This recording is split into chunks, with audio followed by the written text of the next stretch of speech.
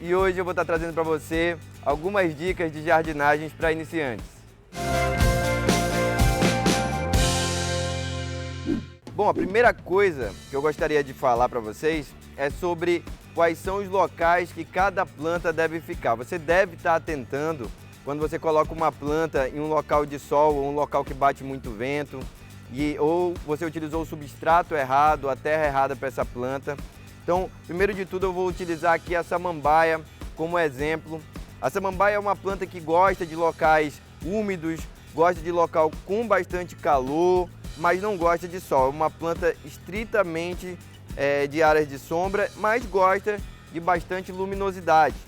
Já quando eu vou falar desse filodendro de 7 furos, a gente já traz uma planta que gosta um pouco mais de meia sombra, de áreas que batem de 2 a 3 horas de sol, e elas se adaptam muito bem a esses locais. Quando a gente está trabalhando com plantas de sol, a gente precisa entender que elas são exclusivamente de sol, mas que os picos de meio-dia, esses sóis mais quentes, eles podem acabar danificando as folhas dessa planta. Bom, e agora eu vou trazer uma dica muito importante da rega. Como é que eu devo fazer a rega das minhas plantas? Primeiro você pode testar o seu substrato. Então você vai pegar o substrato da sua planta, né?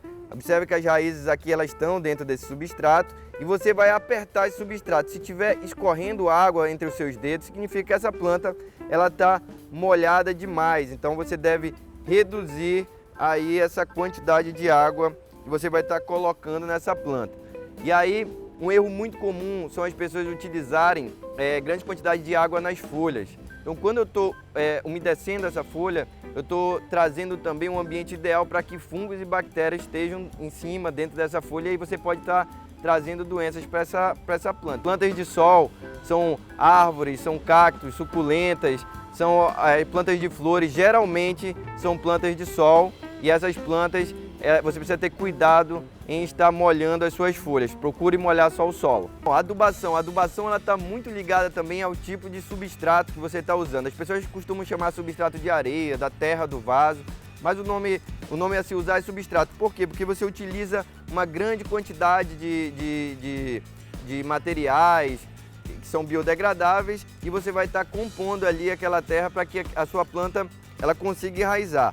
No caso de samambaias, de bromélias, de orquídeas, você precisa utilizar mais a fibra de coco, chips de coco, ou até mesmo carvão que você tem na sua casa, você tritura esse carvão e aí você vai estar construindo o substrato ideal. Já quando você está trabalhando com plantas que são de sol e não gostam de muita água, com plantas de folha mais grossa, você vai estar então trabalhando com substratos mais arenosos.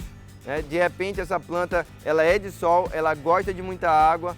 Lembre-se que você vai precisar de um substrato que tenha bastante matéria orgânica para que esses gravetinhos, essa matéria orgânica esteja infle de água e essa planta consiga absorver, como é no caso aqui desse composto orgânico que eu estou mostrando aqui para vocês.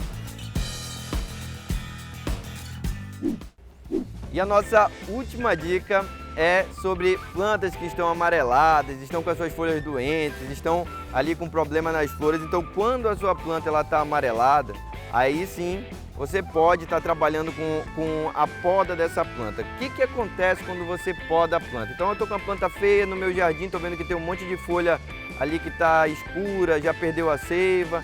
Se você faz essa poda, você estimula novas brotações. Além disso, você muda todo o aspecto daquela planta. Aquela planta ela deixa de ser uma planta desorganizada, você organiza aquela planta e ali vai dar um ar de novo para a sua casa ou para o seu jardim. Então, vocês podem estar indo lá no YouTube, se inscreve no canal da TV Acrítica, segue o Magazine lá dentro do YouTube e segue o @Chácara Waze, que a gente vai estar aqui pronto para responder suas perguntas. Até o próximo episódio. Se você quer ficar por dentro de mais conteúdos, então se inscreva no canal, ative as notificações e receba o melhor da TV Acrítica aí no seu celular.